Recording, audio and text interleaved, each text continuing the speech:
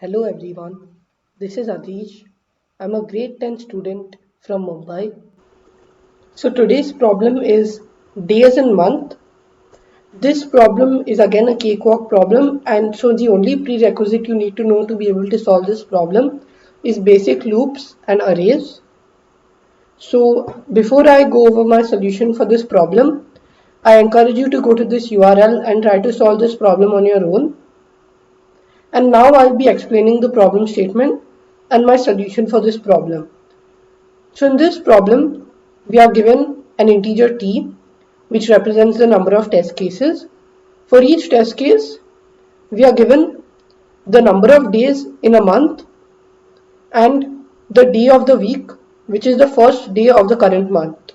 So we are given these two values for each test case, or basically for each query, and we need to print out how many times each day of the week happens in that month. If that month has these number of days and the uh, first day in the current month is the given day.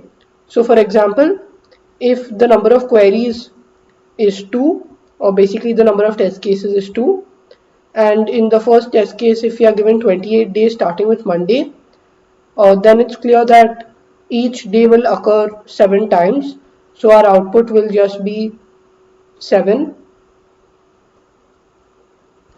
separated by spaces, or actually each day will occur 4 times, so the output will be 4 separated by spaces. And for the second sample test case, or basically for the second query, the day starts from Wednesday, so there'll be more number of Wednesdays. There'll actually be 5 number of Wednesdays.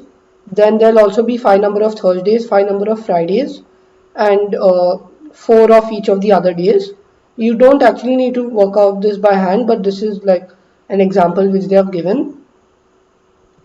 And now let's try to come up with the solution. So for the solution, let's first take the second string as the input. So basically the array of strings will be Monday, Tuesday. So basically what they have given over here, Monday, Tuesday, Wednesday, Thursday, Friday, Saturday and Sunday. And let's try to first find the index at which this string occurs. So this can be done with a simple loop. And let's say that the index at which it occurs is called start. And now let's basically loop for all I going from 0 to the number of days in the month minus 1. So basically the loop will basically go for each day in the month, and we are using 0 based indexing. So let's say that we are currently at day I, then it's clear that we are going to progress start plus I. So for example, if I is 0, we are at day 0, then it's clear that whichever index is start, we are going to have that day. We are going to, the day of the week will be the same as the starting day. And if I is 1, then it obviously progresses by 1.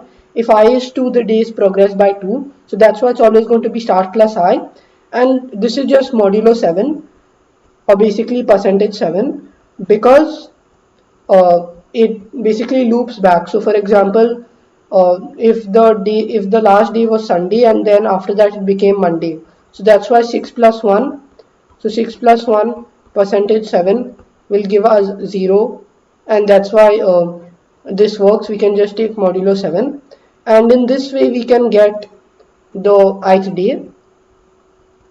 So the ith day of the month will be this number, and we can basically have a frequency array which stores the frequency of each day.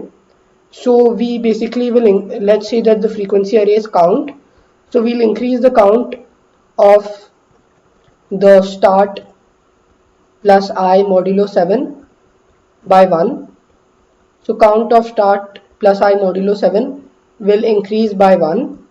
And that's all that we need to do for all I going from 0 to the number of days minus 1. And the reason why we do number of days minus 1 is because we are using 0 based indexing. So that's all that's there in our solution. And now I'll show you the code. So in the code, I take in the value of t, which is the number of test cases. For each test case, I take in w, which is the number of days in the month, and the string s, which represents the day. And I also have a vector of string days, which contains the exact same thing which I drawn over here. And I also have the frequency array called count. Initially start is -1, so the moment we get a day equal to start, we just set start to I. And for each day going from 0 to I minus 1 or 0 to w minus 1, we have the current day as I plus start modulo 7, and we increase the count of the current day. In the end, we just print out the 7 count values, and that's the full solution.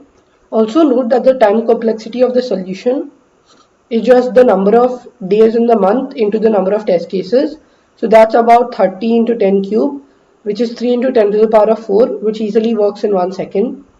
So I'll now just submit this code to see that it gets accepted.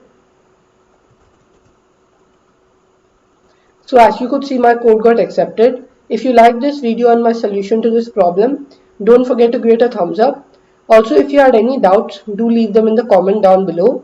And now that you understood the full solution, you should try to get fluency in writing code by coding this solution on your own. Thank you.